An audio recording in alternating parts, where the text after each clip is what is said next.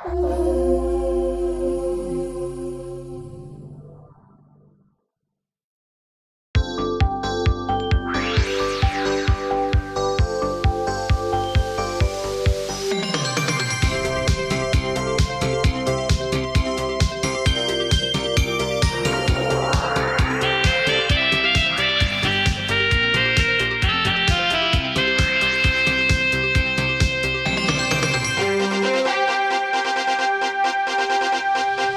there, wake up. It's Means Morning News. Just after 11 a.m. on the East Coast. And I'm Sam Sachs, the ringmaster of this circus. Please, don't throw peanuts at the elephants.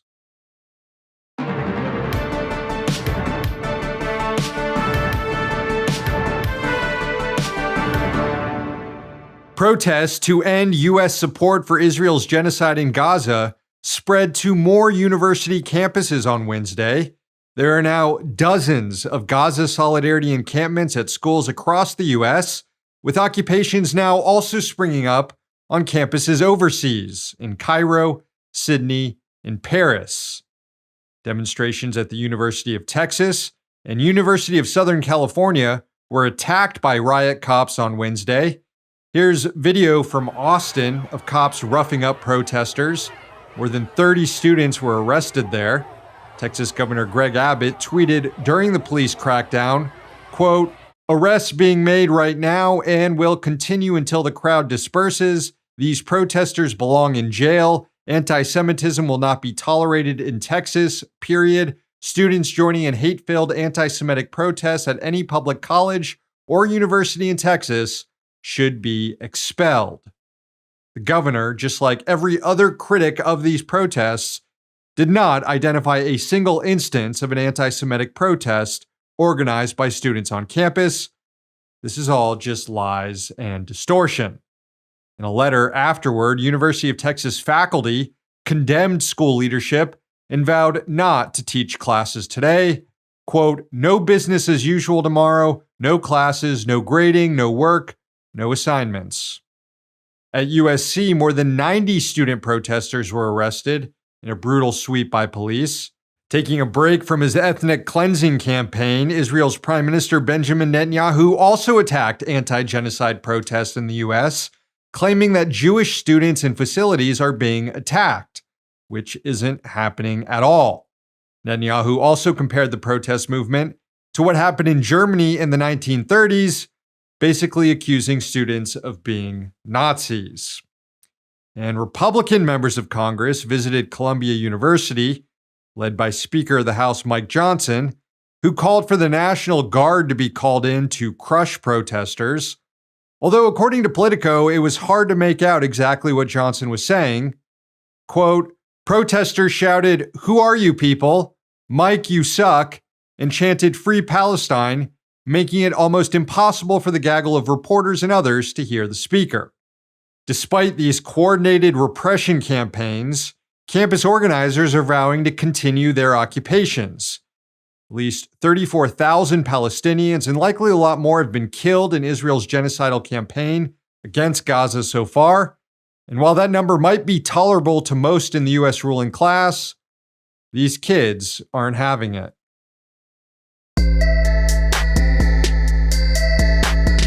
The far-right Supreme Court has a chance to further make life hell for pregnant people. On Wednesday, justices heard arguments in a case challenging the power of the federal government to force states to provide abortions in emergency situations. At issue is an anti-abortion law in Idaho that prohibits the medical procedure except in rare cases when the mother might die from pregnancy complications. The Biden administration countered the state's law by saying that federal statute known as the Emergency Medical Treatment and Labor Act prohibits all hospitals that receive Medicare funding from denying emergency care to patients, which the feds say includes abortions when it's necessary to stabilize the health of the mother. Horror stories have emerged from states that have strict abortion bans where pregnant individuals with complications are forced to wait until their health conditions deteriorate to become life-threatening before they are allowed to have an abortion. In some cases, women are at risk of permanent damage to their reproductive system due to not being provided a medical abortion. And on a regular basis, women are being airlifted out of the state to get abortion care elsewhere. It's a terrible, terrible mess, one that religious freak conservatives in Idaho and elsewhere want to preserve. They just need the blessing of at least 5 justices on the Supreme Court. Now, court reporters who followed arguments on Wednesday noted that conservative justices appeared skeptical that federal law could force states to perform abortions in emergency situations, and crank Justice Samuel Alito's line of questioning was focused on how the rights of the so-called unborn child need to be considered just as much as the mother's. It's wild just how rapidly this country is backsliding when it comes to reproductive rights. We'll know just how far it slipped this summer when the Supreme Court is expected to rule on this case.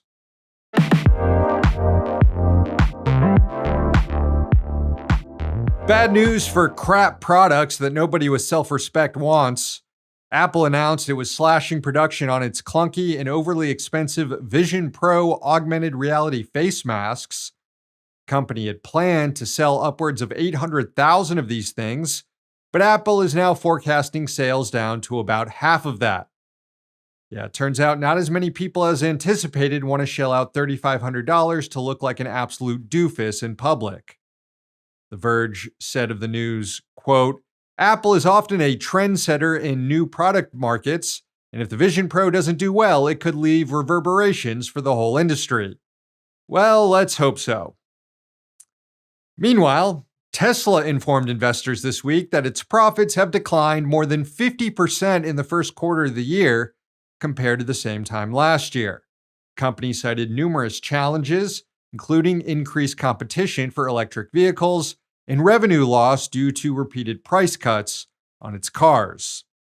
The news of revenue declines comes amid a major recall of Tesla's Cybertruck, following concerns that the accelerator pedal can get stuck.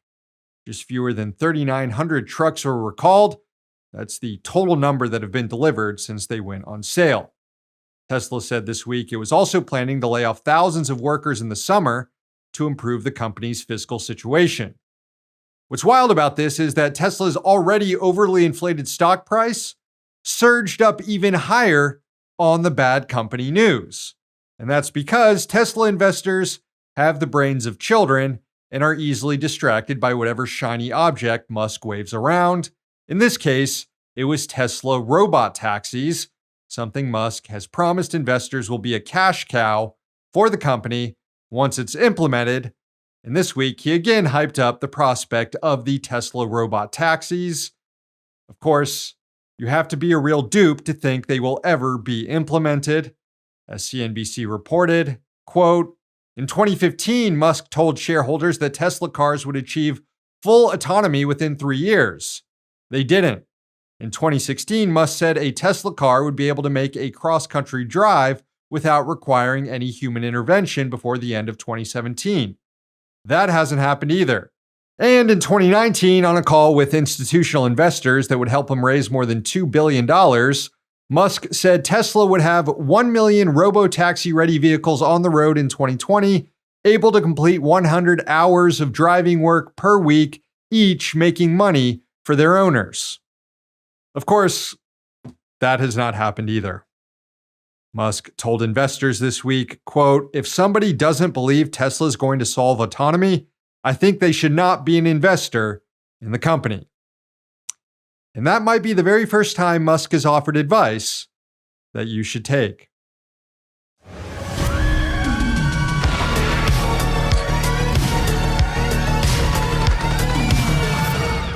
NASA engineers just pulled off something pretty remarkable.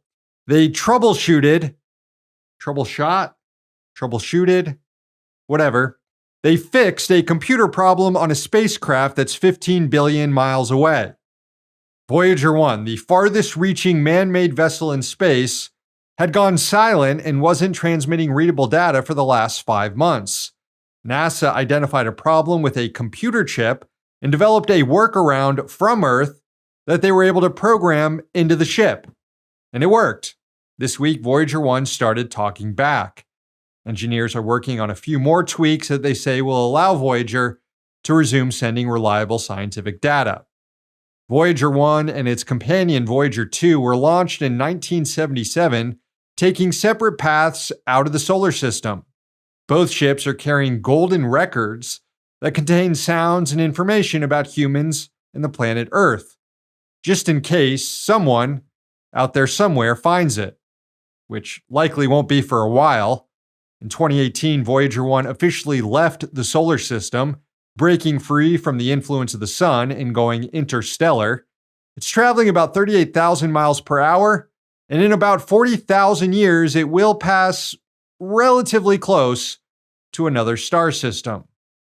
Long after humans are gone and our planet is swallowed by the sun, Voyager will still be out there, just flying through the void. Proof that those goofy ape-like beings on Earth were once pretty good at math.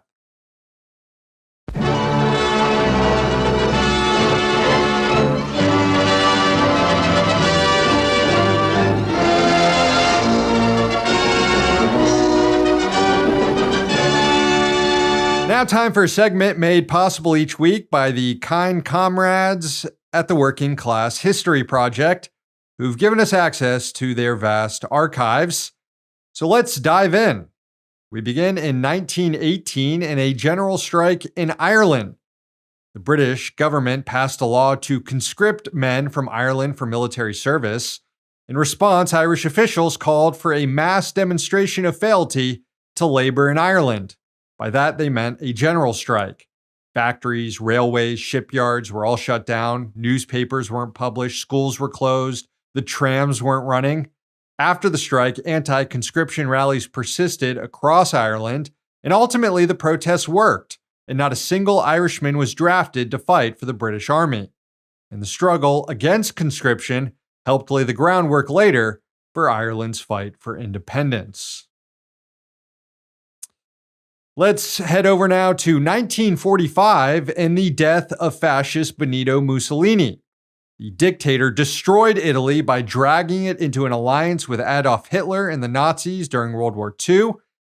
After that war went south for the Axis powers, Mussolini attempted to flee Italy, but was captured by communist partisans. He was subjected to a tribunal, which ordered him to be executed. Mussolini's body was then strung upside down from a public square in Milan, where his corpse was pelted with vegetables and spit on by passersby. A fate fitting for a fascist. Next up, 1960 in the April Revolution in South Korea. The corrupt and autocratic government of Syngman Rhee was toppled by a national movement spearheaded by student protests. Things escalated when the body of one student, who had been killed by security forces, was discovered after authorities had tried to hide it. That brought thousands into the streets of Seoul for 2 straight weeks of demonstrations. Gangs and police who supported the government attacked the protesters, killing nearly 200 people. But the movement persisted, and eventually President Rhee had to flee the country, leading to a collapse of the government and the formation of the Second Republic of South Korea. Rhee was provided protection in the United States and lived out the rest of his life in Hawaii. And finally, let's wrap it up in 1998 and a general strike in Denmark. It took place among private sector workers who saw a booming Danish economy and wanted their share of the pie as well. The unions put forward demands seeking a 6% wage increase, a 35-hour work week, and more paid holidays. Union leadership agreed to a deal with employers, but rank-and-file members rejected it and took to the streets instead. As many as 500,000 workers participated in the mass action. That was roughly 20% of the country's entire workforce. Denmark was shut down, with the strike costing the economy $200 million a day. The work stoppage continued on through May Day, before the Social Democratic government declared it illegal and passed legislation to resolve the strike, but left out most of the workers' demands. The strike would end roughly 2 weeks after it started. To learn more about these stories and other events that happened this week in working class history, check out the project online, listen to the podcast, and subscribe on Patreon. Back with more next week.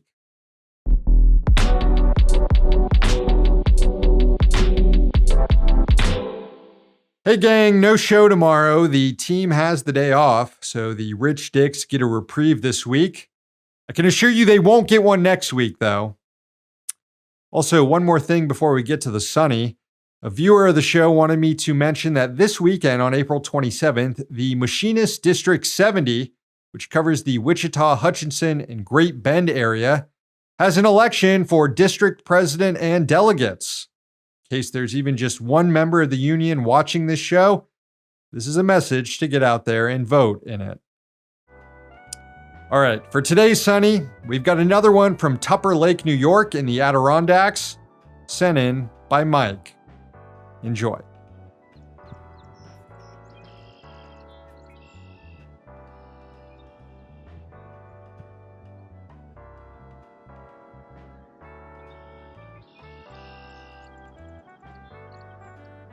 Thank you, Mike. Show's over. Thanks for watching, and thanks to the team behind the scenes. Please sign up for Means TV, subscribe to our YouTube and podcast channels, and follow us on social media.